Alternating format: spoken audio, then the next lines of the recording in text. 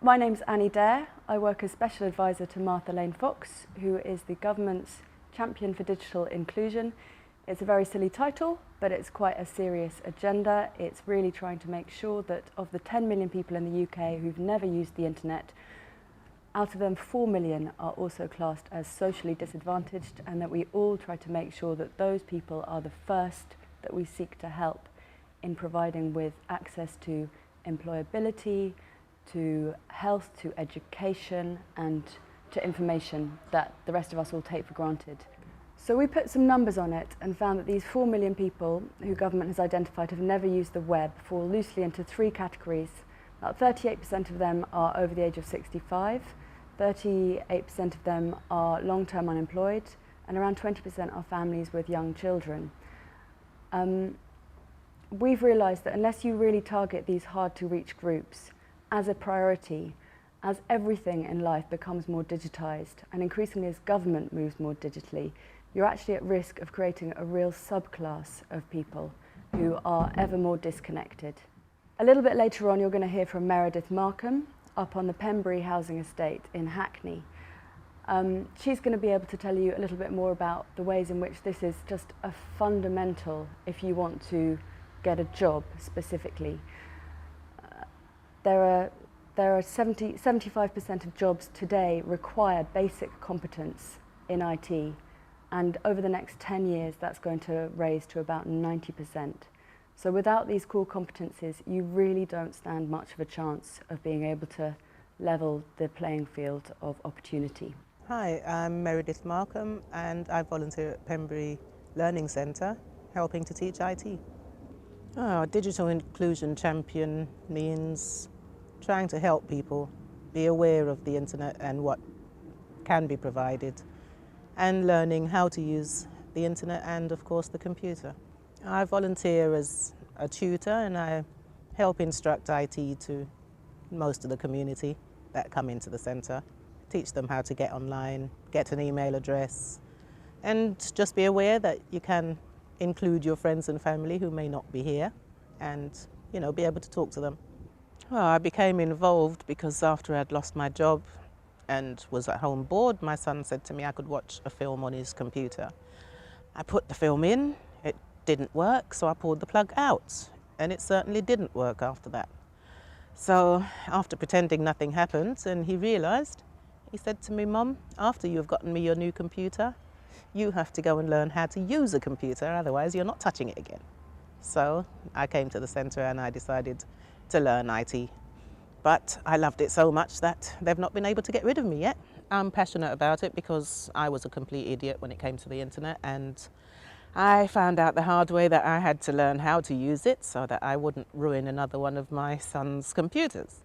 So understanding the internet and the use of computers has made me realise that too many people out here are ignorant of how it works. And so I spend my time volunteering and helping people to understand how to use the internet and what possibilities you can get from it.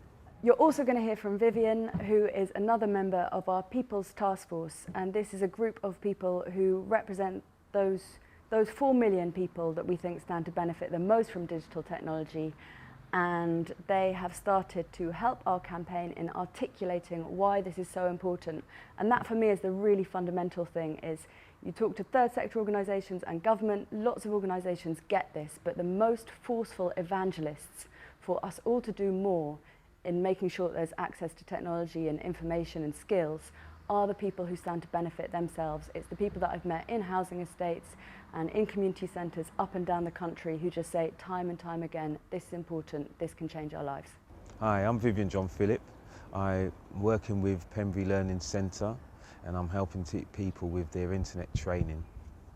I've become involved in the Digital Task Force because members of the task force came down to the centre where I'm presently working, helping people with internet training, and their ethos seemed to agree with what I believe, that most of the things that they wish to do, in which is to make Britain more advanced, more aware. There's a large amount of people who have no internet or digital training, and we want to see it help everybody. Without it, most people are at a very much disadvantage. The good news is the answers are out there. We don't need to reinvent the wheel here.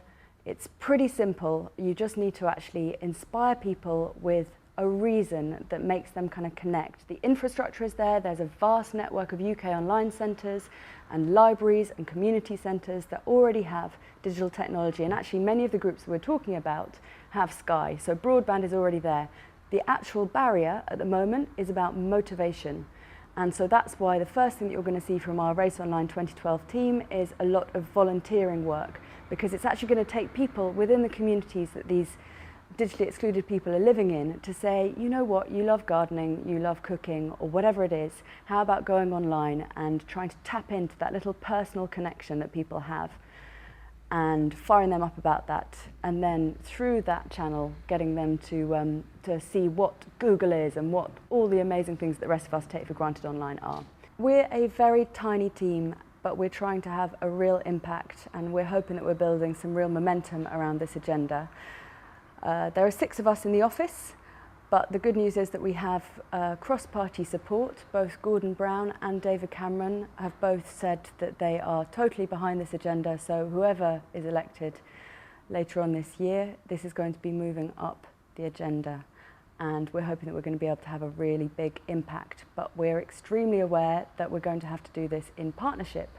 And while we're also signing up government agencies and private sector organisations, it's not going to happen without third sector organisations, because you are the ones who are having the conversations with these hard to reach groups day in, day out, and you know how they most stand to benefit from technology.